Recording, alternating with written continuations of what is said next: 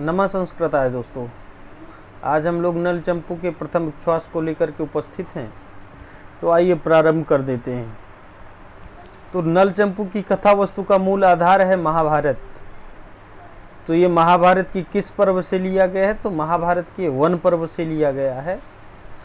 और आदि पर्व, भीष्म और सभा पर्व के बारे में भी देखते हैं। तो आदि पर्व से अभिज्ञान शाकुंतलम नामक ग्रंथ लिया गया है, जो महाकवि कालिदास द्वारा विरचित है। भीष्म पर्व से श्रीमद् भगवद गीता ली गई है, और वन पर्व से नल चंपू लिया गया है, और सभा पर्व से शिशुपाल वध।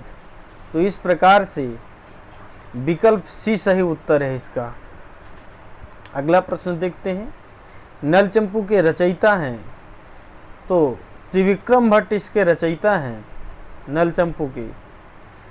तो ऑप्शन में बाण भट्ट भी है, तो उनकी रचनाएं देखते हैं। तो बाण भट्ट की रचनाओं में कादंबरी, पार्वती परिणय, मुकुट ताड़ितम, चंडी शतकम और हर्ष चरितम, ये जो है बाण भट्ट की रचनाएं हैं मुख्य।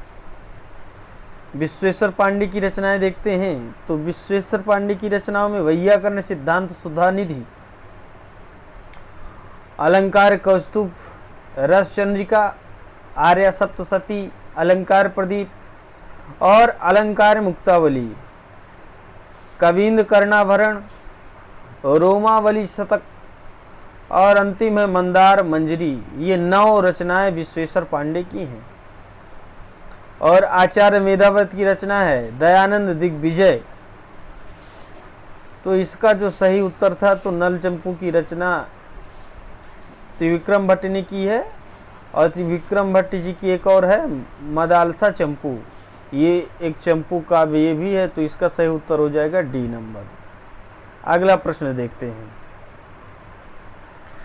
तो नल चंपू कथा की नायिका कौन है? तो दमयंती है नल चंपू कथा की नायिका। तो प्रियंगु मंजरी के बारे में देखते हैं। तो प्रियंगु मंजरी जो है विदर्भ नरेश भीम की पत्नी है, तथा नल चंपू कथा की नायिका की जो माता है, नल चंपू कथा की जो नायिका दमयंती उनकी माता है प्रियंगु मंजरी। रूपवती कौन है?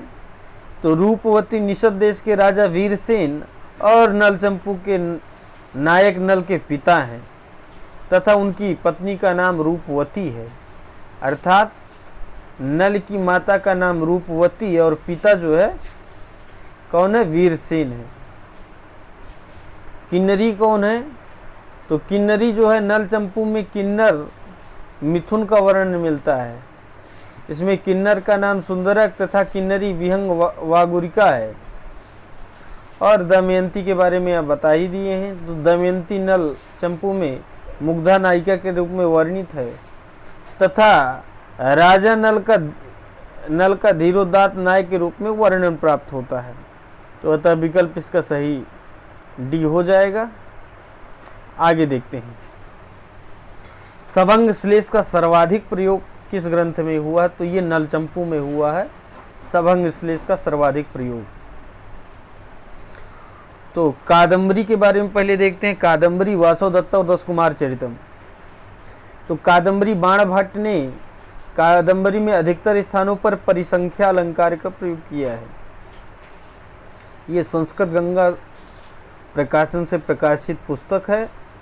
इसमें चारों ऑप्शनों को लेकर के विभिन्न प्रकार की व्याख्याएं की गई हैं। अब जैसे नल चंपू के बारे में यहाँ पर अलंकार के बारे में प्रश्न आया है, तो कादंबरी में लगभग कौन सा अलंकार है? वासव दत्त में, कुमार चरितम में, उसी से काव्यात्मक जो है टिप्पणी यहाँ पर आपको देखने को मिलेगी। तो यहाँ पर यही बात है, जैसे नल चंपू में सभंग श्लेष का सर्वाधिक प्रयोग किया गया है, तो वही बात जो है अलंकार के ही बारे में कादंबरी में बताते हैं कि परिसंख्या अलंकार का प्रयोग यहाँ पर किया गया है।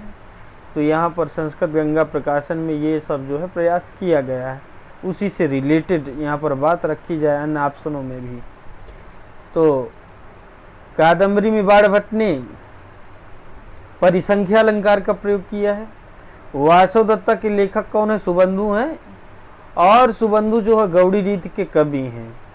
स्वयं कवि ने इस रचना में प्रत्यक्ष प्रत्यक्षर श्लेष रखने की प्रतिज्ञा की है। ये बड़ा प्रसिद्ध जो है प्रत्यक्षर श्लेषमय प्रबंध विन्यास वैदग्ध निधिर निबंधम वासवदत्त। श्लोक संख्या 13 में सुबंधु ने प्रत्येक अक्षर में श्लेष की प्रचुरता वाली रचना के निर्माण की कुशलता के आश्रयभूत वासवदत्ता नामक ग्रंथ को विरचित किया है। तो ये वासवदत्ता की बात थी। नलचंपू की बात करते हैं तो त्रिविक्रम भट्ट ने नलचंपू में सभंग श्लेष का सर्वाधिक प्रयोग किया है तथा इस विषय में प्रथमोच्छ्वास में स्वयं त्रिविक्रम भट्ट ने कहा है कि भंग श्लेष कथाबंधम दुष्करम कुर्वता मया। अत्यंत कठिन भंग श्लेष युक्त कथा ग्रंथ की रचना करते हुए मैंने अपनी भुजाओं से दुस्तीर्ण सागर को तैरना आरंभ कर दिया है। अर्थात जिस प्रकार बाहुओं से अथाह तथा दुस्तर समुद्र को पार करना कठिन होता है, उसी प्रकार भंग श्लेष युक्त कथा ग्रंथ की रचना करना भी अत्यंत कठिन है। तो ये विकल्प सी हो जाएगा। सभंग श्लेष की बात पूछी गई थी। अब देखिए बात करते हैं 10 कुमार चरितम ऑप्शन में था। तो दंडी की प्रशस्ति के रूप में दंडिनः पद लालित्यम अत्यधिक प्रसिद्ध उक्ति है। तो दंडी की जो है पद लालित दंडी की प्रसिद्धि है। पदों का लालित समास रहित सौम्य पदावली तथा अनुप्रास युक्त नाद सौंदर्य 10 कुमार चरित में मिलता है। तो इस प्रकार से इसका जो है सभंग श्लेष जो है नलचंपू का सही उत्तर हो जाएगा। नलचंपू के मंगलाचरण में किस देवता की स्तुति की गई है? तो ये शिव पार्वती की स्तुति की गई है। जयत गिरिसुताया काम संतापवाही निवरशिरस निषेक चांदन चंद्रमौली तदनुचा विजयन्ते कीर्ति भाजाम कवीनाम अस्कृतमित बिंदु सिंधनो वाग विलासा। तो इस प्रकार से त्रिविक्रम भट्ट नलचंपू के प्रथम उच्छ्वास में शिव पार्वती की स्तुति करते हैं। और इसका अर्थ देख लीजिए। पार्वती के कान समतत्व वक्ष स्थल पर चंदन रस के सेचन रूप चंद्रशेखर अर्थात शिव सर्वोत्कृष्ट हैं। तत्पश्चात यशस्वी कवियों के बारे में, यशस्वी कवियों के बार बार अमृत बिंदु टपकाने वाले वाणी के विलास उत्कृष्ट हैं। और अगला ऑप्शन था शिवराज विजय के बारे में। देखिए ऑप्शन देख लिए, विष्णु की, सरस्वती की और उपरयुक्त में से किसी की नहीं। तो देखिए शिव पार्वती की स्तुति नलचंपू में की गई है, विष्णु की किस में की गई है वो बताते हैं। तो शिवराज विजय में अंबिका दत्त व्यास जी ने श्रीमद् भागवत महापुराण के 10वें स्कंद से यह श्लोक लिया है। विष्णोर माया भगवती यया सम्मोहितम जगत। भगवान विष्णु की माया ऐश्वर्यशालिनी है जिसने संपूर्ण जगत को मोह में डाल रखा है। अब अगला ऑप्शन सरस्वती की थी। तो यहाँ सरस्वती की स्तुति कहाँ पर की गई उसके बारे में बताते हैं। तो आचार्य मम्मट जो है काव्य प्रकाशकार हैं, तो ये सरस्वती की वंदना करते हैं अपने मंगलाचरण में। कहते हैं नियत कृत नियम रहिताम लादयिकमयी मनन्य परतंत्राम नवरस रुचिराम निर्मितिम आदधति भारती कबीर जयति। जो नियति द्वारा नियमों से रहित है, केवल आनंदमयी है और कवि भारती से अन्य की अधीनता से रहित है।